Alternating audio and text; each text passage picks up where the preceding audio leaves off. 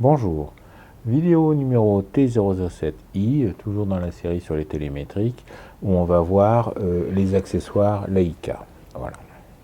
On va voir deux types d'accessoires, les Leica Vite, les bagues LTM 2M, et puis un peu...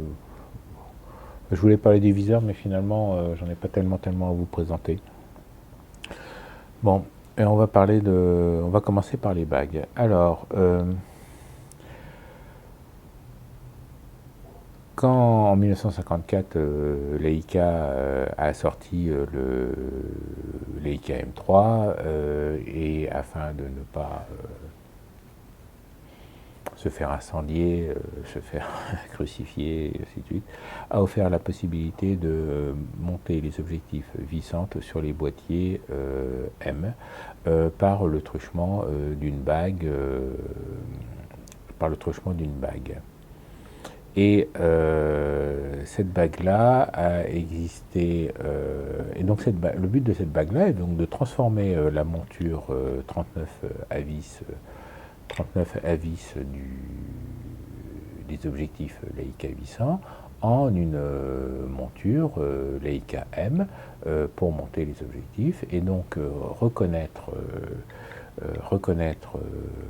la focale dans le viseur, afficher le bon cadre dans le viseur. Voilà.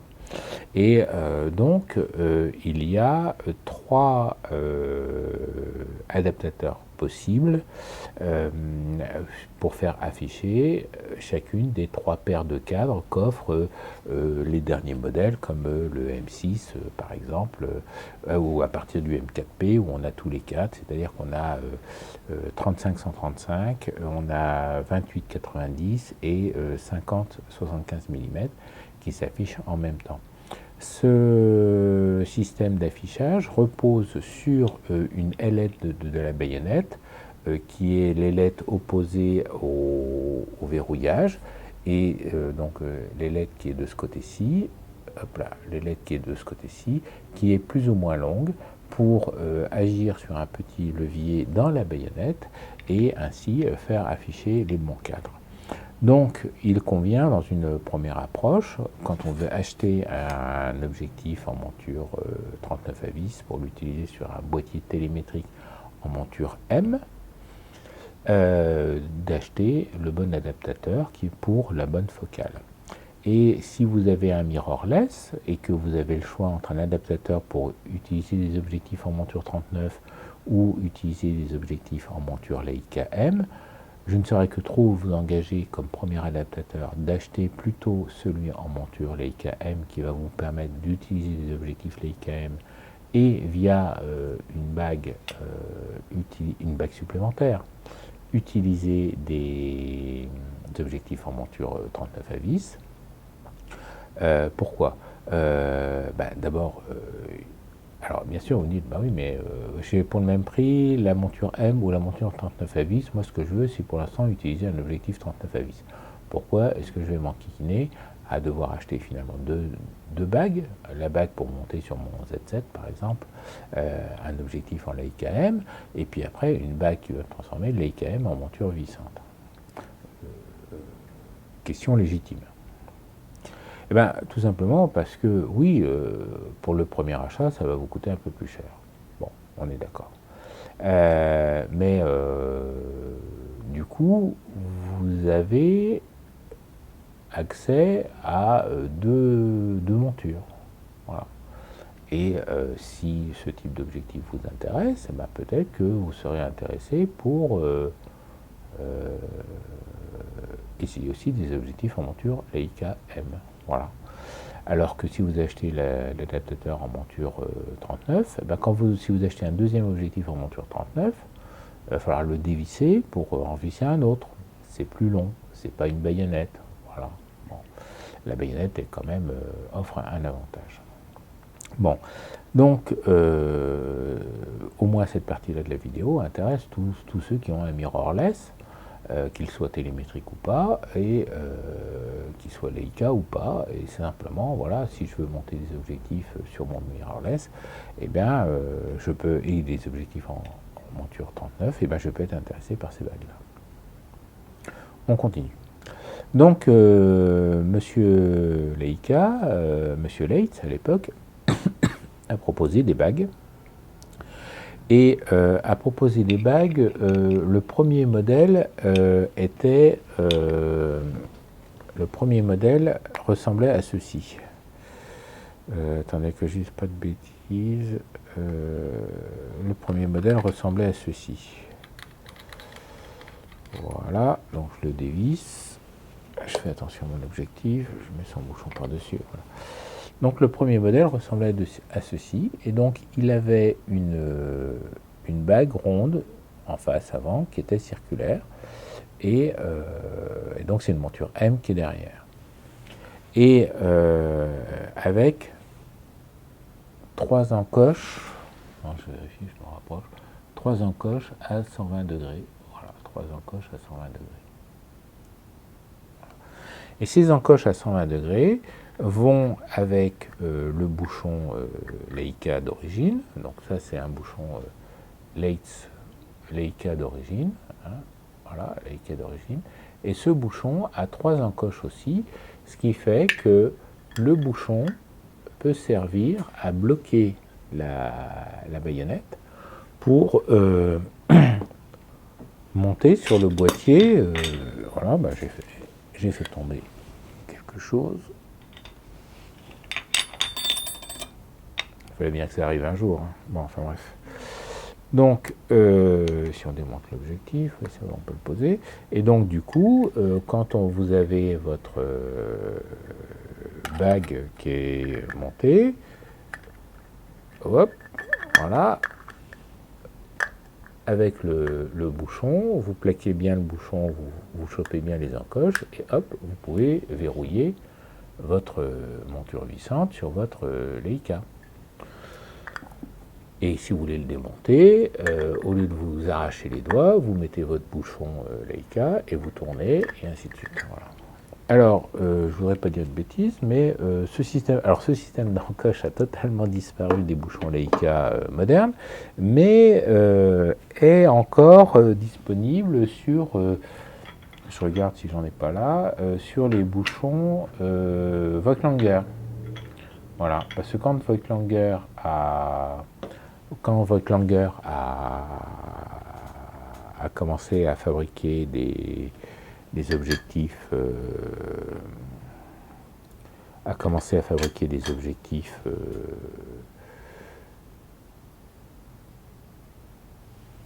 en télémétrique, ses premiers objectifs étaient en monture 39 à vis. Et donc, quand ils ont pu exploiter la monture Leica M, c'est arrivé genre 3-4 ans après, eh bien, ils ont fait leur boîtier en monture Leica M, et puis ils ont fabriqué des bagues pour monter leurs objectifs anciens en monture à vis sur les boîtiers à monture M. Voilà, voilà, voilà. Et donc, et c'est là où il y a une subtilité, c'est que monsieur, alors je suis en train de me mélanger phénoménalement les arpions. Oui. Bon, on continue. Et on fait attention à ça. Et donc, monsieur... alors, on revient à monsieur Less. Donc, monsieur Less, il a fait la première bague comme ça. Et puis... on ne sait pas pourquoi, mais M. Leitz a fait une connerie. Comme si c'était possible. On n'arrive pas à y croire. C'est que certains objectifs très très anciens avaient un ergot de verrouillage du levier de mise au point qui sert à verrouiller la mise au point pour, quand on veut démonter l'objectif, dévisser l'objectif et qu'il vienne. Voilà. Et donc, quand on va monter ces objectifs-là spécifiquement sur ces bagues qui sont circulaires avec 3 encoches, eh bien, il se trouve qu'une partie des objectifs, le levier de verrouillage ne peut pas descendre assez bas pour déverrouiller le truc, et donc l'objectif est bloqué à l'infini. Voilà. Donc M. Leitz s'est aperçu rapidement de sa bévue et a proposé un deuxième dessin, un deuxième design, avec cette fois-ci une bague. Alors ce ne sont pas des bagues Leitz d'origine, j'en ai quelques-unes, mais elles sont montées sur des objectifs, et il aurait fallu que je fouille pour les retrouver, quoi, vous voyez ce que je veux dire. Et donc là, la bague a plus qu'une seule encoche en haut, et puis une grande encoche en bas.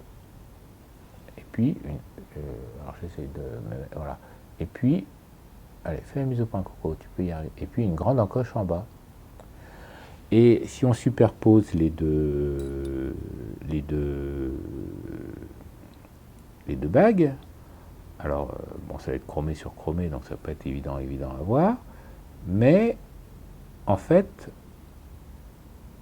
on a toujours les trois encoches, simplement il y a la grande encoche, en fait, elle va d'une petite encoche à une autre.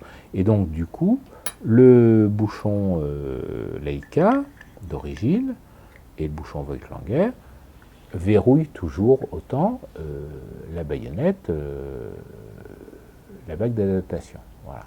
Donc pour ceux qui se posent la question en disant moi à chaque fois je me bousille les doigts parce que c'est l'objectif qui vient et pas la baïonnette, parce que j'ai acheté une baïonnette chinoise, et donc le but c'est ça, le but c'est, je vais vous expliquer pourquoi malgré tout il faut essayer de trouver les pièces d'origine ou les pièces Voigtlander et pas les baïonnettes chinoises.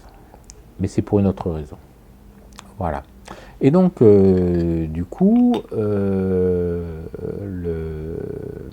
comment dire, donc ils ont corrigé le truc, et avec ces baïonnettes, ces nouvelles baïonnettes, et bien quand on monte l'objectif dessus, voilà, alléluia, le levier passe dans le trou, et du coup ça fonctionne, ça verrouille et ça déverrouille, et ça fonctionne très bien, et on est content. Bon. Donc ça, c'est... et alors la chose amusante, c'est que la version 1 de la Leitz correspond à la version 2 de la Voigtlander, et la version 2 de la Leitz correspond à la version 1 de Voigtlander, parce que Voigtlander, dans sa première version, a fait la version avec la grande encoche pour le déverrouillage, puisque c'était correspondait au dernier modèle de Leica, donc ils ont copié le dernier modèle de Leica. Et puis, quand les boîtiers numériques ont commencé à apparaître, les boîtiers numériques ont un système, ont un dispositif de codage des objectifs. Et donc, du coup, il y a des fabricants chinois qui se sont dit, ben, on va refaire le système sans les encoches, et on va pouvoir graver.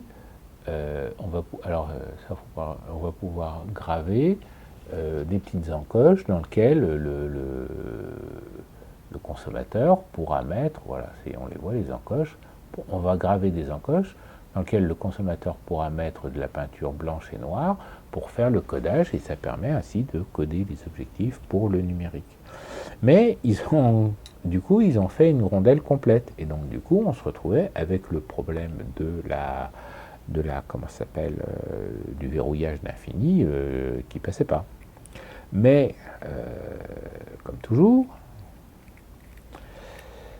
si un accessoire ne vous voit pas, bah, vous sortez votre lime. Voilà. Et donc, moi, sans vergogne, sur une bague chinoise à 5 euros, 6 euros, et ben, j'ai fait ma petite encoche pour faire passer mon levier de verrouillage tout en ayant ma zone de codage pour coder ma lentille. Hélas, ceux qui fabriquent ces bagues-là, pas chères, n'ont pas de service, n'ont pas de contrôle qualité et n'ont aucune idée de ce qu'est que la métrologie. Et le problème est que quand vous faites une bague avec un filetage, certains objectifs, que ce soit chez Leica, chez Voigtlander ou ainsi de suite, nécessitent que l'objectif soit vissé et orienté correctement par rapport au galet du télémètre. Et c'est là où je veux attirer votre attention, c'est que, et c'est notamment le cas de cette Elmar 3,5 cm, qui est un très bon objectif, mais il se trouve qu'il a une zone où le galet du télémètre doit appuyer, et la bague, elle, est mal indexée au niveau du filetage, et donc la zone de dégagement de l'objectif pour que le galet puisse aller jusqu'à une mise au point courte, eh bien, passe à peine. Voilà. Et donc le galet passe à peine. Donc ça va bien pour faire la mise au point à l'infini, mais dès que je me rapproche dès que je descends en dessous de 2 mètres, eh bien, si la bague n'est pas correctement indexée, l'échancrure de l'objectif faite pour laisser passer le galet n'est pas en face du galet, et donc du coup, ma mise au point au télémètre s'arrête à 2 mètres. Alors c'est quand même important parce que j'en suis quand même à 2 séries de 6 bagues achetées chez les Chinois où ça ne fonctionne pas. Ça fonctionne pas. Donc vous achetez des bagues neuves, très bien fabriquées, très bien faites, et ainsi de suite. Il n'y a rien à dire sur la qualité de fabrication. Simplement, le filetage de 39 mm n'est pas indexé comme il faut. Et le galet, l'objectif monté, n'a pas son échancrure, voire la came du télémètre, parce que la dernière série que j'ai achetée, c'est des galets de 30 degrés. Donc les objectifs qui ont un galet unique, un poussoir, qui ont un poussoir et non pas une bague de couplage télémétrique, ils tombent à côté du galet. Et donc là, il y a 0 couplage. Voilà. Alors, comme renvoyer les choses là-bas, ça ne sert à rien parce que ça n'arrive jamais, donc vous n'êtes jamais remboursé. Donc, grosso modo, de toute façon, vous l'avez dans l'os. Je leur signale et puis je dis bande de cons, et voilà. Donc, au jour d'aujourd'hui, on trouve sur eBay des très jolies bagues très intéressantes, mais qui en fait sont inutilisables. Donc je vous déconseille fortement d'acheter ces bagues-là, même si elles autorisent le codage des objectifs sur les numériques. Et grosso modo, les bagues Voigtlander, finalement les bagues Voigtlander à 40 € pièce, au lieu de 6,50 €, 8,50 €, 10 €, et finalement sont moins chères, parce que là j'en suis quand même à une douzaine de bagues achetées et à jeter. Elles sont achetées et à jeter. Voilà. Et alors pour certains objectifs, c'est totalement on s'en fout. Parce que par exemple cet objectif là, donc qui est je vous en ai déjà parlé, c'est le Ultron 35 ouvert à 1.7 en version donc qui est un des objectifs du début de l'épopée Cosina Voigtlander, voilà. Donc il est quand même gravé Voigtlander. Lui, il a un couplage télémétrique, c'est une bague circulaire. Donc si je le monte sur la bague, et il n'a pas d'ergot de verrouillage, donc cette bague-là, qui est totalement inutilisable avec mon Elmar 3,5 cm, parce qu'elle n'a pas le dégagement pour le dégagement pour le verrouillage d'infini, et puis en plus elle est mal indexée angulairement, parce que c'est une saloperie chinoise. Pour celui-là, il va très très bien. Vous voyez ce que je veux dire. Alors après, bon, c'est est-ce que j'achète un jeu de 3 bagues et puis je démonte mes objectifs, je remonte mes objectifs, ou est-ce que j'achète une bague par objectif. Voilà. Donc c'est pour ça, bon, les bagues, elles ne sont pas indexées, elles ne sont pas à bonne position, mais bon, je me dis, ça réussira toujours à fonctionner pour faire un montage d'un objectif d'agrandisseur pour de la macro, ou ainsi de suite, des choses qui n'a pas réellement besoin de cette indexation. Voilà. Et donc c'est gravé sur la bague pour la gamme d'objectifs que ça fait. Et si vous dites, bah, tiens, j'ai trouvé des bagues d'objectifs qui vont très bien, mais je ne sais pas encore pour quels objectifs j'ai utilisé, donc je vais les acheter par paquet de 10 parce qu'elles sont pas chères, et ainsi de suite. Et bien prenez plutôt des bagues de 28 mm. Pour le 28-90 mm, les bagues pour 28 mm, parce que c'est celle qui a la longueur d'ailette la plus grande. Et donc quand vous vissez cette bague-là sur le boîtier, et bien ce levier-là tourne le plus pour faire afficher le cadre du 28-90. Et donc si vous voulez la transformer pour une autre focale, vous sortez votre lime. Et oui, à Courbevoie, on peut sortir une lime, et vous limez l'ailette proprement, en évitant de mettre de l'émail de laiton partout, et en ébavurant bien, puis vous essayez, et vous enlevez entre 1 mm et 1 mm 5 à chaque fois, et puis vous allez faire apparaître le cadre du 28, le cadre du 35-135, et que je dise pas de conneries. Donc on fait, dans la position maximum, on fait apparaître le 28, après c'est le 50-75, et après c'est le 35-135. Voilà. Donc avec une bague de 28, on peut faire les 3 bagues. Avec une bague de 35-135, on ne fait que le 35-135, sauf à vouloir rajouter du métal. Et ça, alors je l'ai fait une fois, mais c'est particulièrement pénible à faire, et c'est pas évident. Bon, on continue. Alors, un autre accessoire spécifique comment ça s'appelle, ah oui, d'accord, j'ai retrouvé mes petits. Un accessoire spécifique du système Leica argentique. Hop, fais le point coco. Voilà. Un système spécifique du Leica argentique et qui est bien marrant à utiliser. C'est ce qu'on appelle le Leica Vite. Alors, le Leica Vite, c'est quoi? Le Leica Vite est quelque chose qui a existé, pas forcément sous ce nom-là, mais qui a existé relativement tôt chez Leica, puisqu'il y a un premier modèle qui va sur les 800, qui s'appelle pas Leica Vite, mais un système avec une gâchette, et ça tire un ruban, et le but c'est de faire avancer la pellicule pour éviter de tourner le bouton. Voilà. Et donc avec ça, vous avancez votre pellicule en faisant comme ça. Hop, voilà. Et donc, bien sûr, il y a certains modèles qui vont sur certains appareils et d'autres modèles qui vont sur d'autres appareils, et tous les appareils ne peuvent pas recevoir de Leica Vite, et ainsi de suite. Mais enfin bon, c'est un objet à l'usage qui est sympa. C'est pas... Voilà. Entre Leica Vite et une poignée, je préfère ma poignée.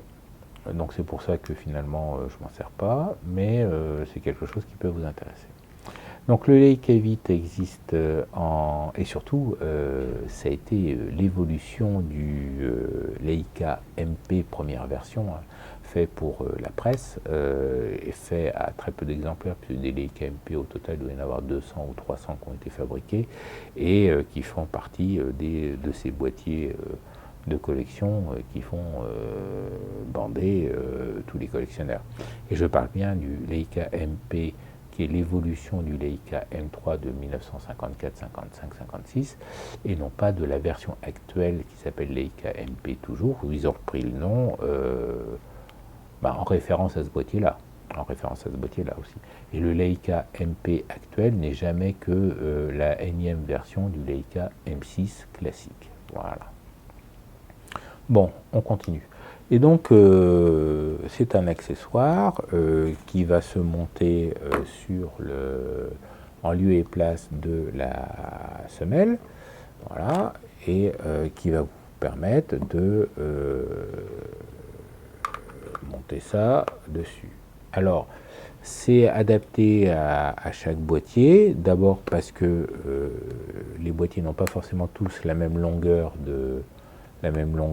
totale, notamment chez les Vissant, et puis il faut qu'il y ait le couplage. C'est aussi simple que ça. Tac, vous armez, tac, pouf, voilà. Et donc, c'est sympa à utiliser, notamment sur les Vissant, parce que le bouton qui tourne, c'est pas forcément agréable. Donc, on a une gâchette qui se replie pour celui-là, voilà. Et ça existe. Alors, voilà. Et donc, celui pour le M2, M3, je ne l'ai pas, mais il a existé. Donc, celui pour le M2, M3 s'appelle. Donc, celui-là, il s'appelle Leica Vit. Leica Vit, c'est écrit en dessous, en bas, voilà, Leica Vit. Et celui pour le M2, M3, il s'appelle Leica Vit MP. Mais Leica Vit MP, c'est une pièce historique de collection et ça coûte un bras. Après, comme il y a un Canadien qui s'est dit tabernacle, qu'est-ce que ça coûte cher ça? Si vous êtes québécois, je dis ça parce qu'il n'est pas québécois en plus, je crois.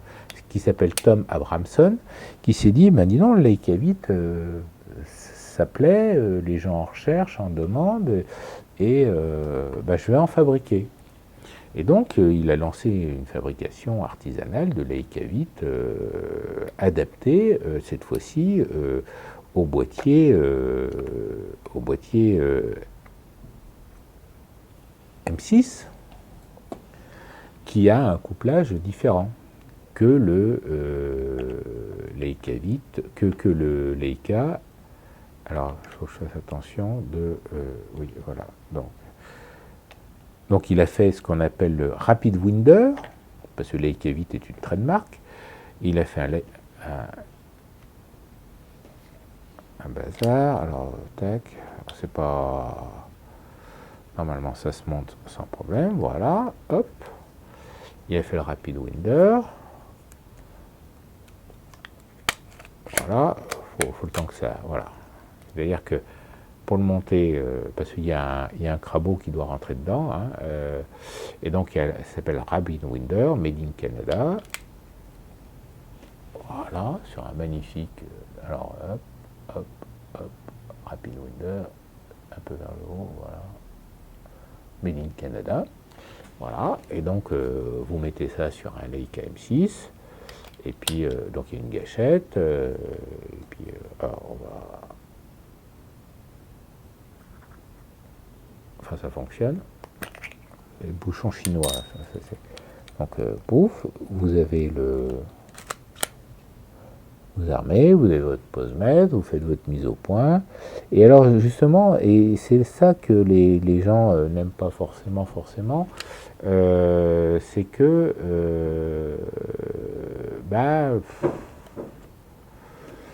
du coup, on a les doigts qui sont occupés là, on fait la mise au point, on déclenche, et puis après il faut réarmer et on quitte le point, et les mains quittent le truc. Voilà. Donc, on est censé faire le truc très rapidement, mais voilà, il faut trouver la jonction. Et puis c'est toujours une grande quéquette. Mais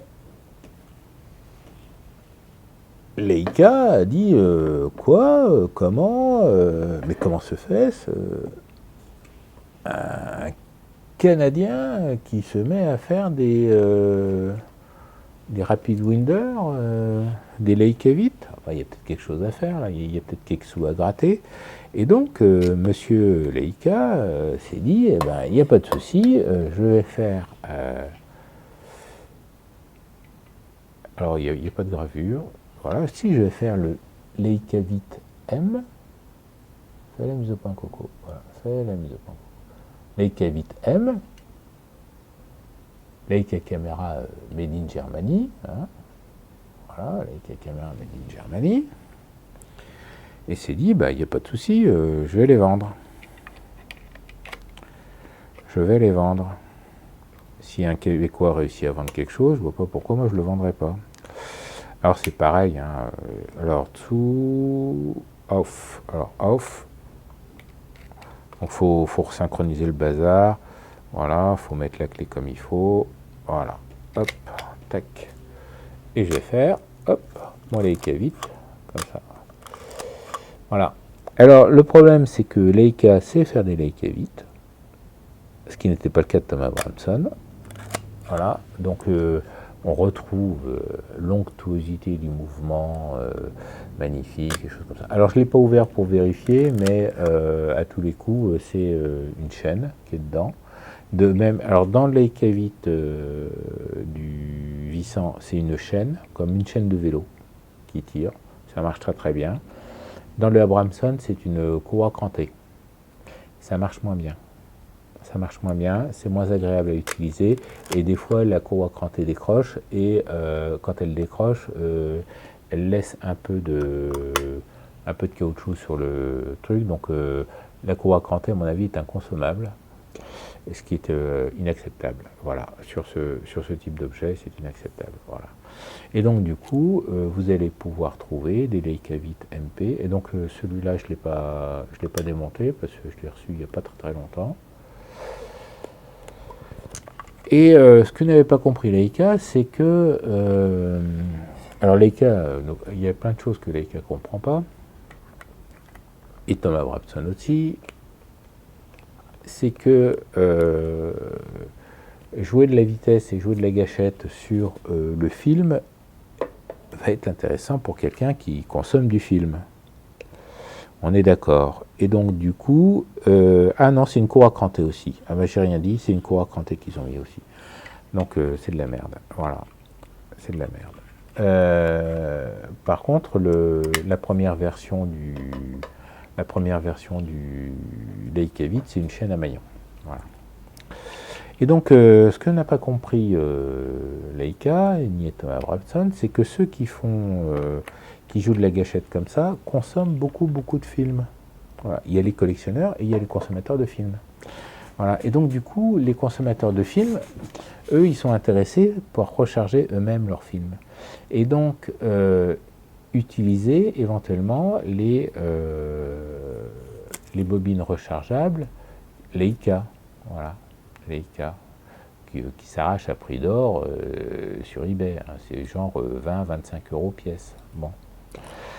Donc 20-25 € pièce, il faut la recharger un nombre de fois important pour que le prix du film revienne moins cher que le prix de la bobine rechargée. On est d'accord.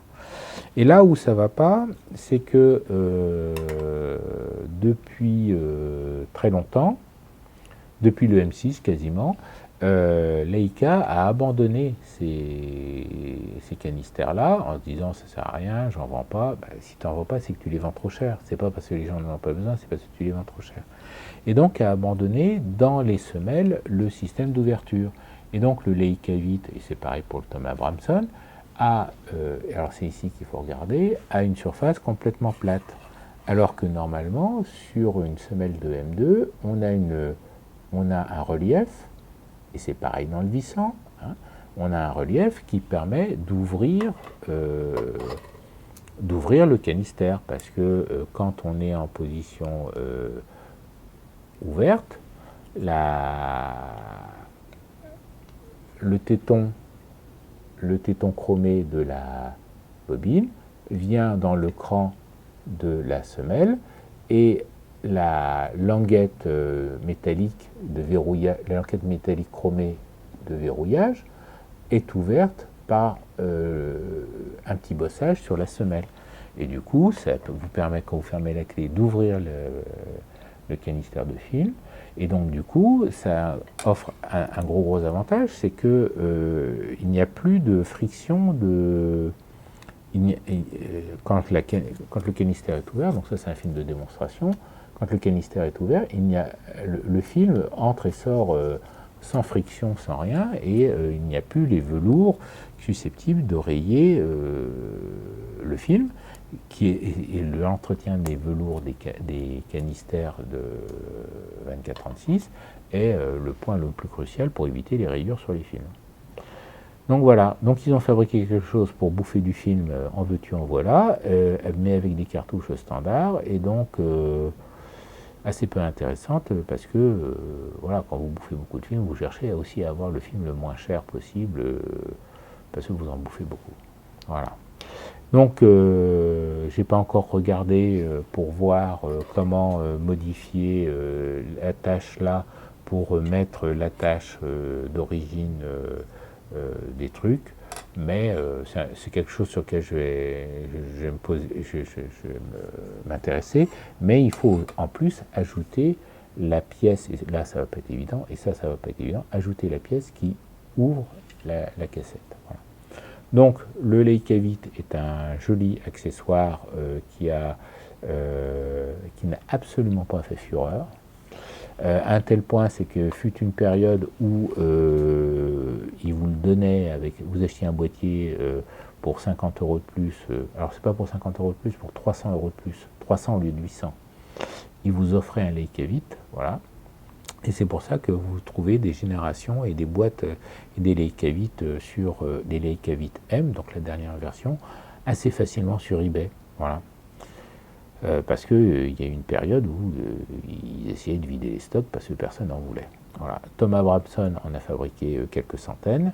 Il en a fabriqué spécifiquement pour le Leica M2 qui s'arrache à prix d'or parce que la seule solution pour le Leica M2 c'est le Leica Vite MP. Et un Leica Vite MP c'est entre 2000 et 4500 € à lui tout seul. Et alors s'il est en plus d'origine peint noir, ça s'envole à des dizaines de milliers d'euros.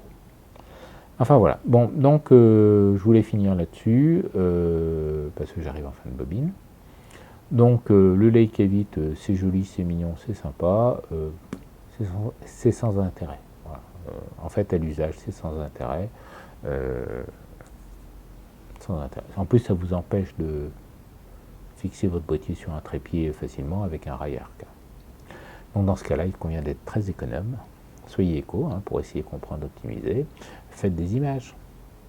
Au revoir.